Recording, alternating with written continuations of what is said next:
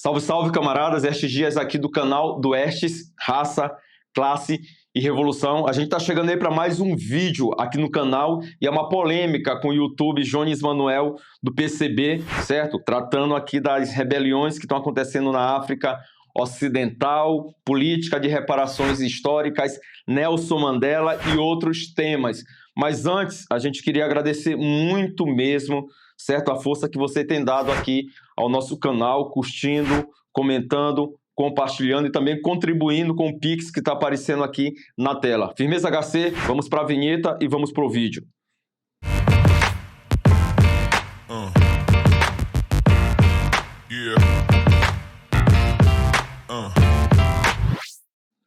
Então, camaradas, essa semana nós recebemos aí alguns vídeos do Jones Manuel que nos foram enviados aí por alguns camaradas tratando sobre o tema racial. Nós tivemos condições de assistir 2 desses vídeos, certo? Um que trata das rebeliões que estão acontecendo na África Ocidental, na região ali conhecida como Sahel.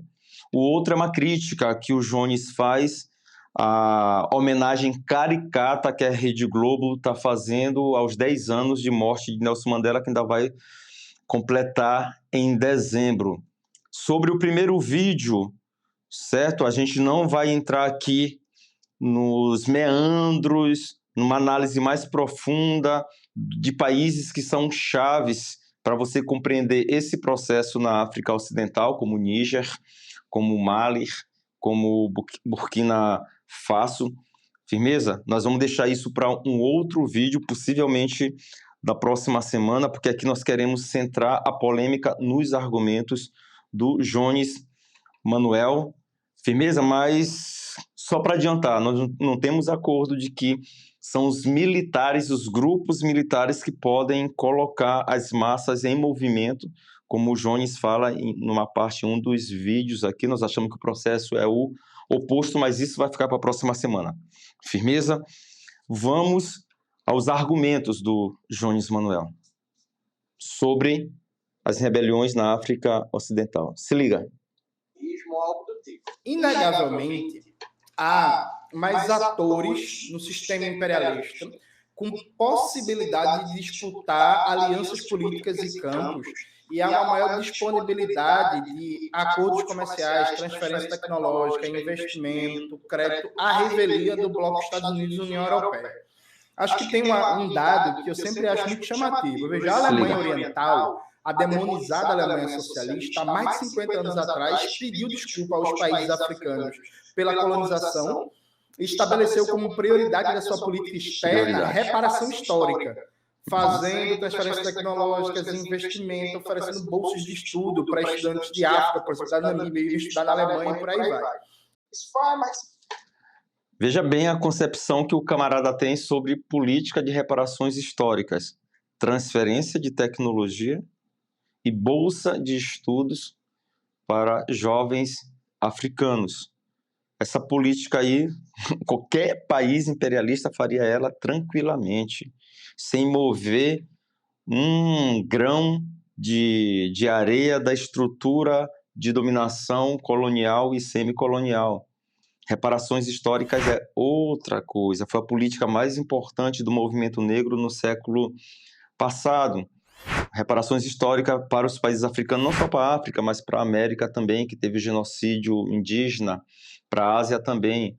Mas reparações históricas é retomar as terras que foram roubadas pelo imperialismo no continente africano. Reparações históricas é expropriar e nacionalizar, sobretudo, as empresas europeias que acumularam riqueza com a escravidão e com a neocolonização. Reparações históricas, que inclusive é uma exigência de vários países africanos, é a suspensão do pagamento da dívida externa. Reparações históricas é a devolução dos artefatos, dos objetos, das relíquias que foram roubadas do continente africano e que se encontram nos museus europeus, além de outros temas. Não é isso que o Jones Manuel está falando, muito pelo contrário, é o argumento que o Lula está utilizando em relação à África, como política de reparações, é de exportar tecnologias e, com certeza, de importar commodities, etc. Que, na verdade, essa relação faz aprofundar a dependência desses países. Mas vamos aí ver o próximo argumento do camarada. Se liga. A França, a Alemanha resolveram pedir desculpas por quê? Pela barbárie da colonização. Foi por quê? Foi porque o Macron agora leu os Condenados da Terra do Fanon e ele descobriu que o colonialismo é ruim? Não, porque nos últimos anos você tem a China ampliando sua presença na África de maneira significativa, estabelecendo relações comerciais mais vantajosas para esse país, com crédito mais barato, de longo prazo, com juros mais baixos, com transferências tecnológicas, com parcerias que fazem mais sentido para as classes dominantes desses países. Então, olha o argumento do Jones Manuel. Países europeus como a França e como a Alemanha estão pedindo desculpas aos países africanos como consequência da entrada da Rússia e da China no continente africano. Ou seja, a gente vai tratar isso um pouco mais à frente, mas veja, é progressista, então. Tá? A ideia dos blocos progressistas.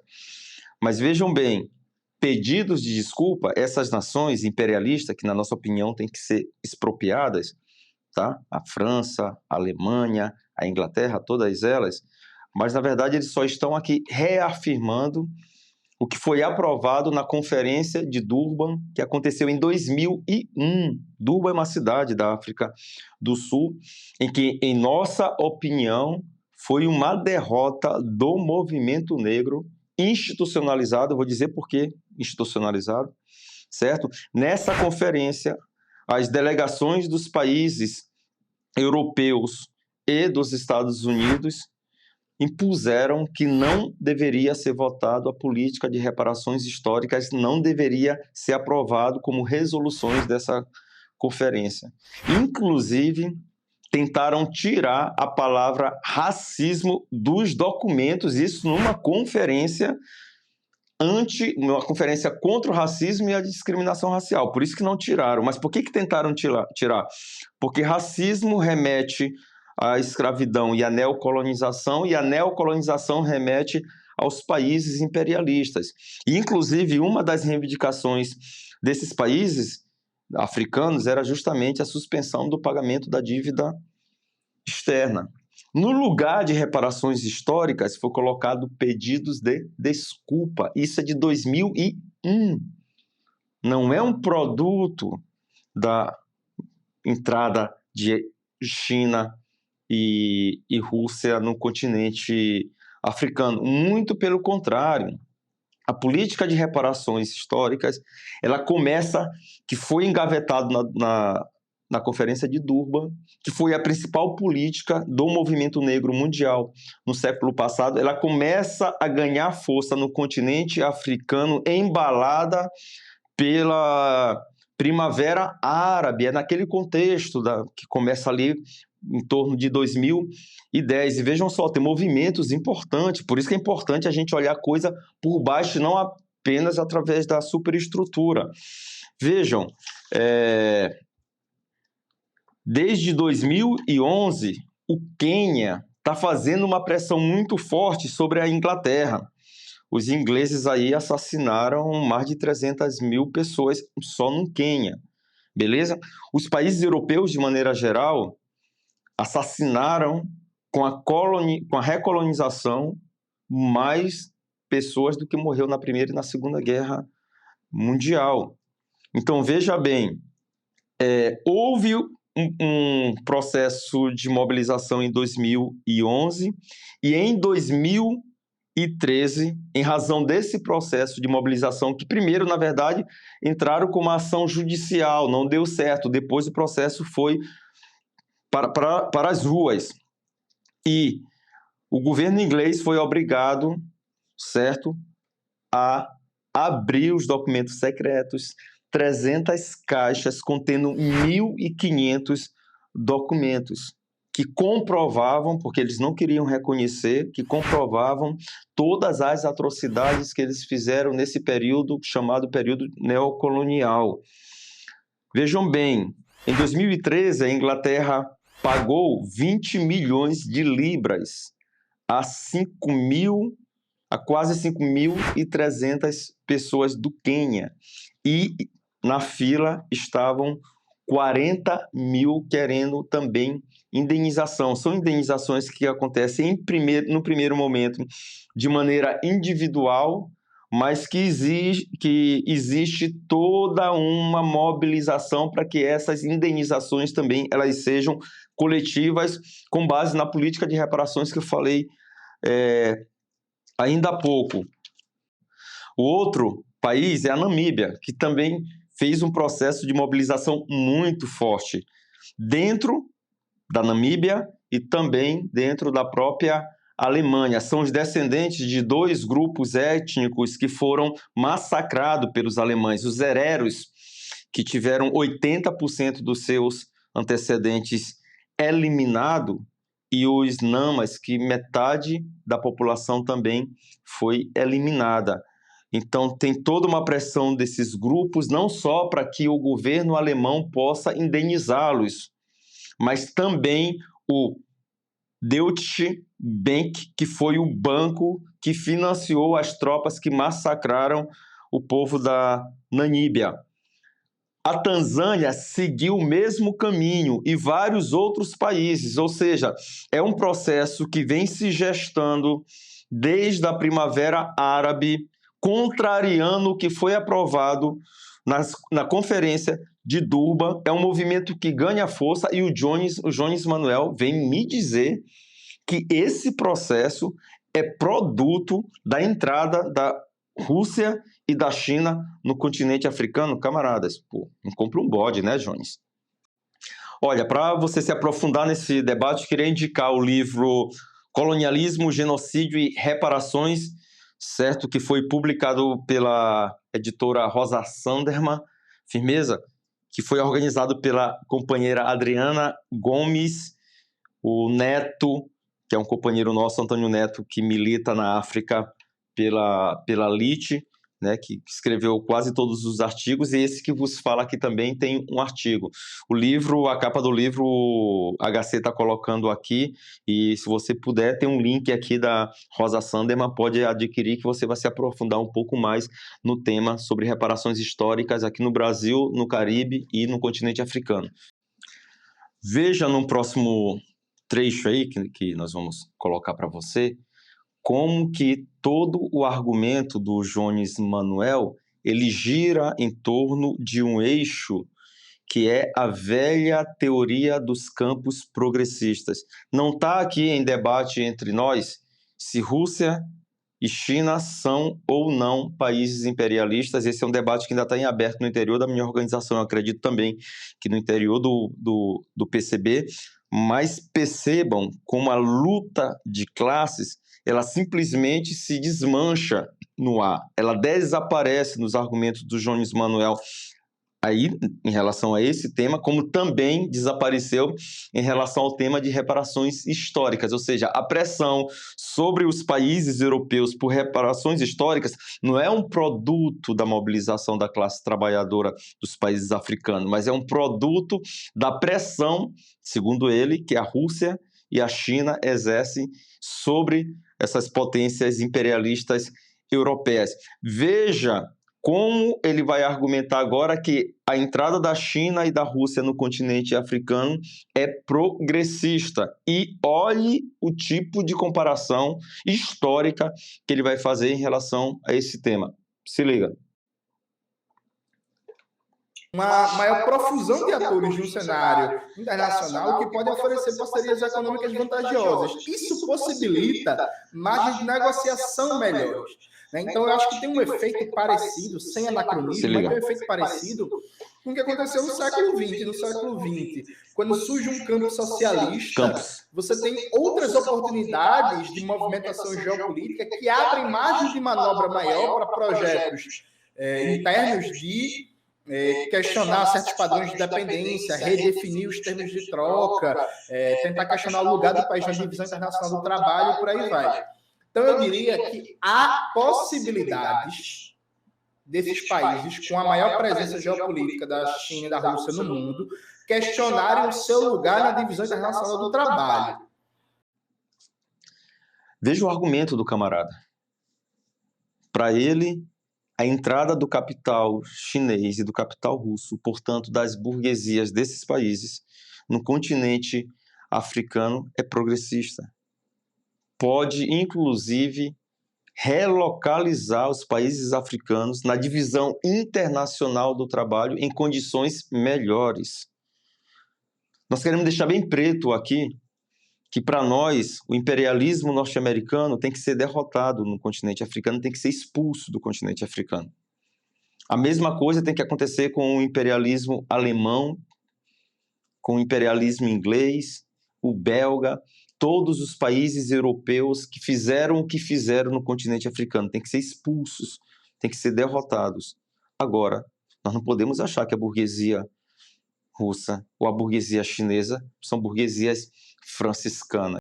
Nós vamos pegar aqui 3 exemplos da relação da China com a África para mostrar que esse argumento do camarada Jones Manuel está completamente fora da realidade. No norte da África, inclusive dali que pega a região do chamado Sahel, tem um país muito pequeno chamado Djibouti. Não sei se a pronúncia correta é essa. Tá? Que tem uma localização privilegiada entre o Mar Vermelho e o Canal de Suez. Pois bem, a China filantrópica investiu 15 bilhões de dólares nesse país, sobretudo para a infraestrutura de um porto, do principal porto do país, que é o Doralé, e também outras infraestruturas relacionadas com esse porto. 82% da dívida desse país é com a China. E no acordo que foi estabelecido entre os dois países, se Djibouti não conseguir pagar essa dívida, a China tem o direito de manter o controle total sobre esse porto, que é extremamente estratégico. 2. Quênia. A China, filantrópica, investiu 3,2 bilhões de dólares para a construção de uma via férrea de 70 quilômetros ligando aí a cidade de Mombasa a Nairobi. Se o Quênia não pagar essa dívida com a China vai se apropriar do porto de Mombasa, que é um dos portos mais movimentados do continente africano. Angola. 40% da dívida de Angola é com a China. Por isso é progressista? Porque não é com os Estados Unidos? Porque não é com a França? Porque não é com a Alemanha? Mas o mais absurdo de tudo, camaradas, é que uma das rebeliões da África Ocidental mais importante na atualidade é de Angola. E o Jones Manuel não cita Angola em nenhum dos seus vídeos. E sabe por quê? Porque em Angola o processo de mobilização se enfrenta diretamente com o MPLA, com a ditadura do MPLA, que é vergonhosamente apoiado pelas organizações stalinistas e por muitas organizações reformistas de todo o mundo. E na linha de frente desse processo de mobilização em Angola está justamente os MCs. Tem desempregados, tem jovens, tem mulheres, mas tem os MCs. E atenção, meu camarada, meu chapa Dom L, que abriu toda uma polêmica se o rap brasileiro virou ou não conservador. Meu irmão, em Angola, os MCs estão na linha de frente do enfrentamento com o MPLA e também em defesa das riquezas do país, sobretudo se colocando contra a privatização das refinarias de petróleo daquele país. E o MPLA já tirou a vida de quase 15 ativistas em Angola. O Jones Manuel não fala de Angola em um outro vídeo dele, mas ele fala, ou talvez nesse, não lembro agora, fala muito rapidamente do Agostinho Neto. Lembra do Agostinho Neto? Como um grande líder da luta anticolonial em África. O Agostinho Neto, de fato, foi exilado, foi preso, foi torturado, foi julgado, inclusive considerado inocente. Bom, o Jones só se esquece de falar que o Agostinho Neto foi quem liderou o maior massacre acontecido em Angola nos últimos anos, que foi o massacre de maio de 1977, que, segundo os dados, arrancou a vida de aproximadamente 30 a 80 mil pessoas, num processo de depuração por dentro do próprio MPLA, mas que também destruiu todos os organismos de duplo poder que surgiram espontaneamente no processo de luta anticolonial de Angola contra Portugal. Os organismos que brotaram nas favelas, nas fábricas e no movimento estudantil. E depois da morte do Agostinho Neto, em 1979, assumiu o poder em Angola, presidente de Angola e, ao mesmo tempo, o presidente do MPLA, o Eduardo Santos, que fez da direção do MPLA uma fração burguesa, isso mesmo, uma fração burguesa dentro de Angola. A filha do Eduardo dos Santos, a Isabel dos Santos, é considerada a mulher mais rica da África, uma das mais ricas do mundo, tem um investimento de 3 bilhões de dólares, isso mesmo, 3 bilhões de dólares em Portugal. Isso num país em que, salvo engano, 2015 era o número 1 em mortalidade infantil, uma quantidade imensa de pessoas vivendo abaixo da linha de pobreza. Só lembrando vocês que esse massacre de maio de 1977 congelou a Revolução Angolana e depois fez com que a mesma retrocedesse e transformasse Angola no que é hoje, um país com muitas riquezas minerais, mas com uma população muito pobre e com dirigentes do MPLA transformados em burguesia. É o que falava o Trotsky. Aquilo que não avança, retrocede.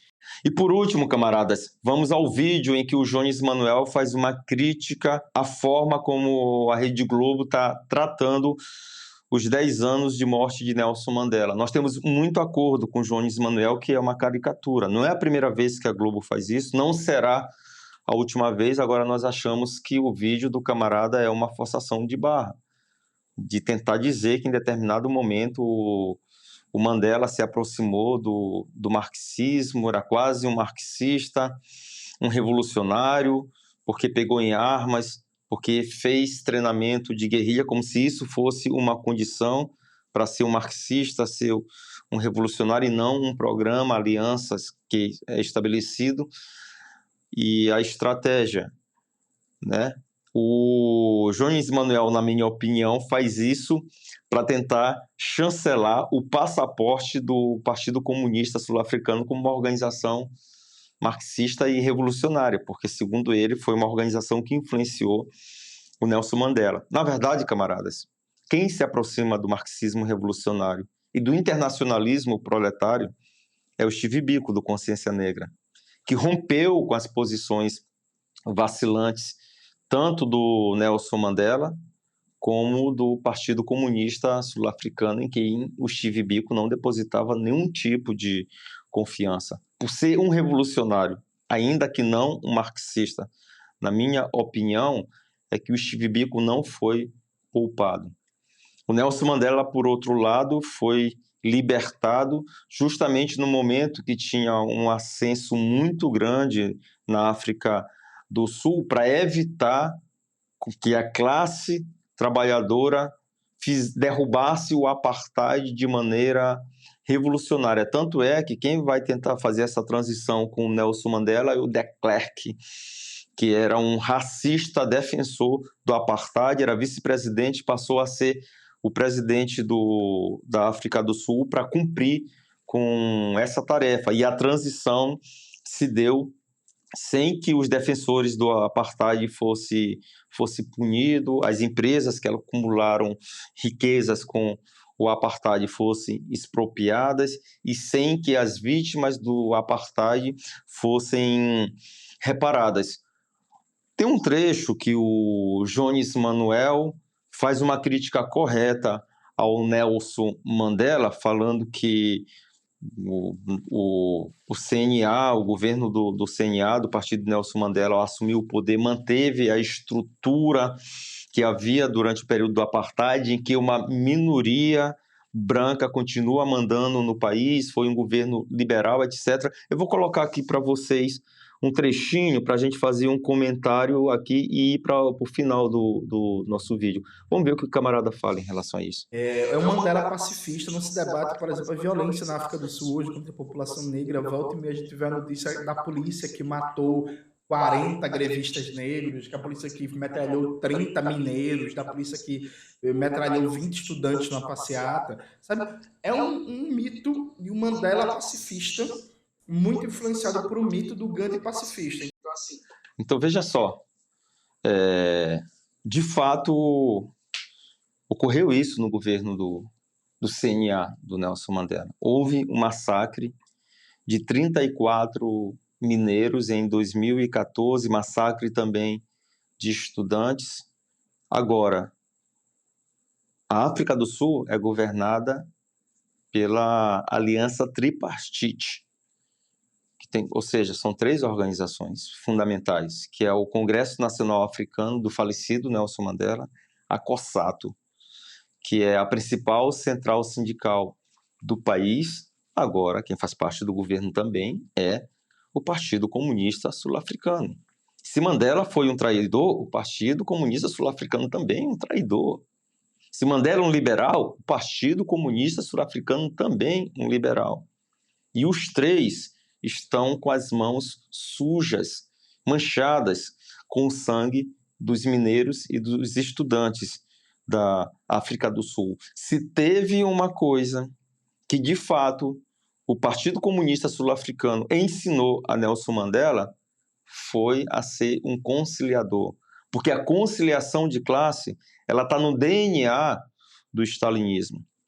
Do stalinismo que defende a teoria-programa das etapas, né? Que a revolução ela primeiro passaria por uma etapa democrático-burguesa, passaria necessariamente por uma revolução democrático-burguesa, sobretudo nos países coloniais e semicoloniais, e só depois, sabe-se lá quando, a revolução ganharia um conteúdo socialista, seria socialista. Essa teoria ela parte da ideia de que existem setores da burguesia que são progressistas, que são anti-imperialistas, e isso esteve presente aqui nos vídeos, nas falas que nós vimos aqui do Jones Manuel, ou seja, a teoria-programa do etapismo é irmã gêmea da tese de que existe burguesia progressista, de que existe imperialismo progressista. E para mostrar total confiança às potências imperialistas, o Stalin dissolveu a Terceira Internacional em 1943, justamente quando o movimento anticolonial começava a ganhar força tanto no continente africano também como no continente asiático.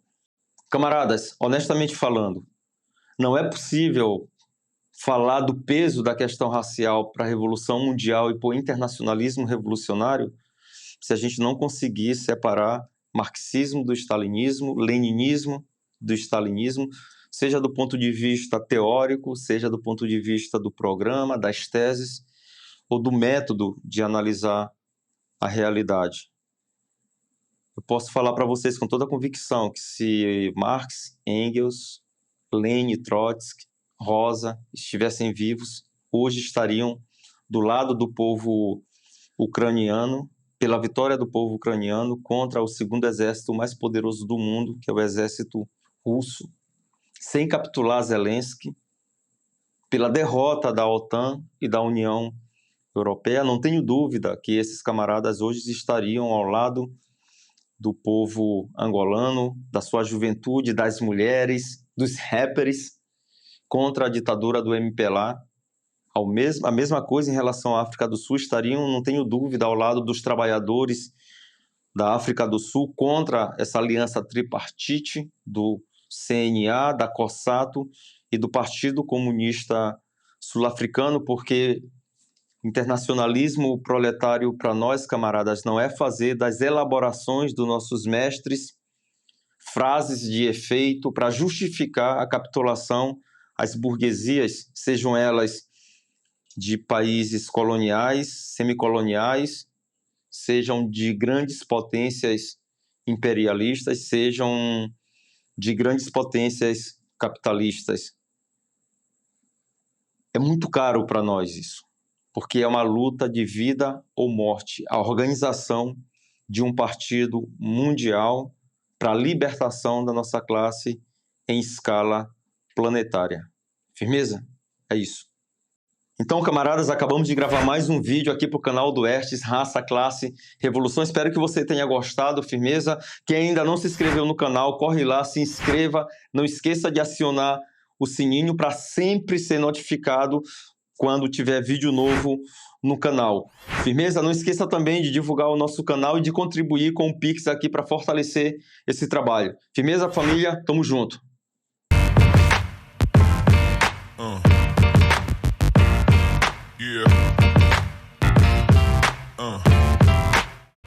Yeah.